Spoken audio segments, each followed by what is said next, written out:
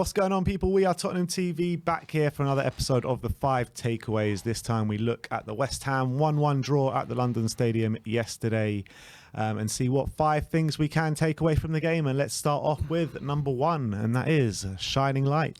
And that goes to Ivan Perisic, who was probably the best of a bad bunch yesterday in what was a pretty poor performance by everyone all round. But Perisic was the one who was our biggest threat throughout the game, and he actually was providing good moments for us. He had 3 key passes, more than anyone else, 4 accurate crosses, which is pretty impressive.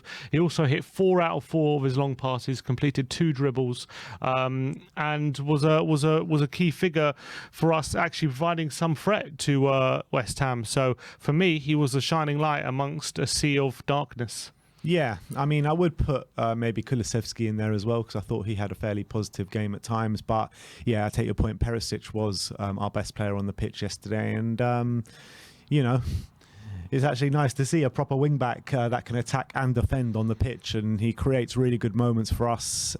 So yeah, really liking the look of Perisic and looking forward to see what the season brings for him.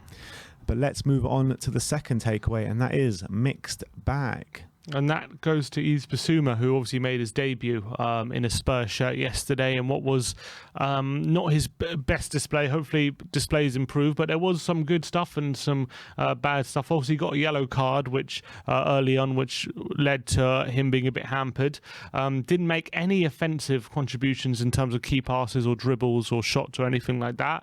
Didn't make any tackles, but did make 1 interception. But his passing was pretty good. 4 out of 5 long passes completed, 94% pass completion, had the 3rd most touches on the pitch, and he also completed 1 through ball as well. So mixed on performance wise, good passing, but unfortunately offensively didn't provide much.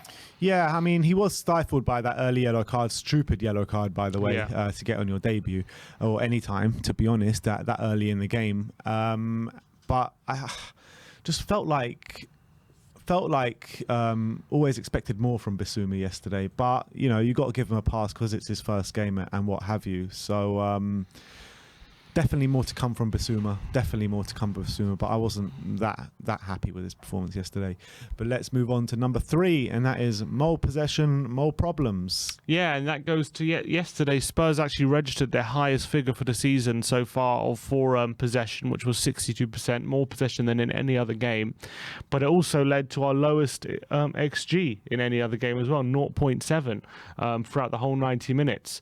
So that goes to show that even though we had more possession, and you could argue with more possession you have more control, but we actually looked less threatening with the more possession we had, which is a bit of a worry. It goes to our lack of creativity.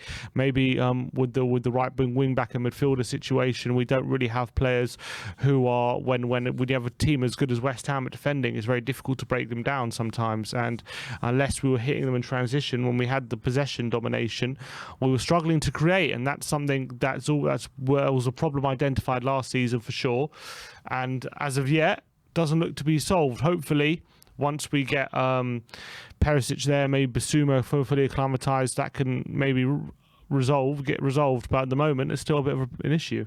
Yeah, and it was an issue that we actually had last season, this exact issue where when teams gave us the ball we couldn't seem to break them down, but when they had the ball we could really catch them out on the transitions and the counter-attacks.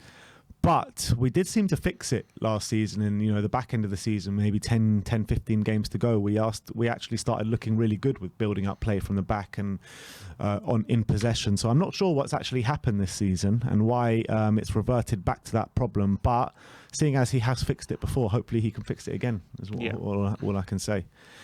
But let's move on to number 4, and that is quiet Son. Yes, so Son had another game where he did look off the boil and he wasn't quite up to his usual self. He only had 17 touches on the ball, which is less than anyone else on the pitch, except for the goalkeepers, which is really poor from him. He had 2 shots and they were both off target, didn't complete any dribbles, didn't have any key passes.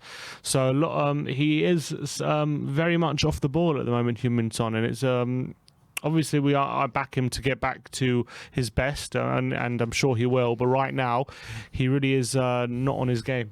Yeah, it's absolutely true, and it's hard to watch, to be honest, as a player that we love so much. But like you say, I think that we should all stand behind him and all, because we all know he's going to get back there. We go through this every season, maybe not to this extent, but we do go through this every season. So I'm expecting, and I'm definitely thinking he will get back to his best. So big up Sonny, and hopefully he can get back there soon.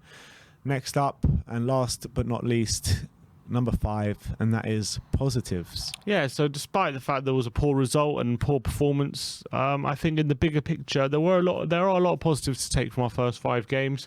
We're 8 points up from the corresponding fixtures of last season. We lost to West Ham, we lost to Southampton, we lost to Wolves, and we lost to Chelsea last season, and we've gained 8 points from those fixtures this season.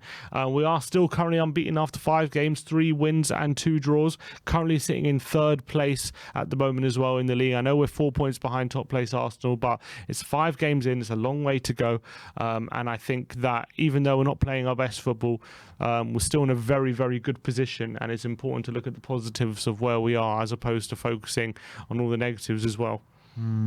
Yeah, I think that's exactly right as well, because people are very quick to get upset and angry about Spurs, but it takes a bit longer to give them the praise that maybe they deserve at this point in time. Because like you say, the games that we dropped all points in all these games yesterday, barring Forest, and with 3 wins, 2 draws, if we get a win this weekend and have a positive performance, there's going to be a different outlook on how Spurs are doing this season. So I think Spurs fans just need to calm down a little bit and focus on the positives that are happening at Spurs, because we are a hard team to beat, which is, which even is at facts, our worst time. Even at our worst time, with 5 games in.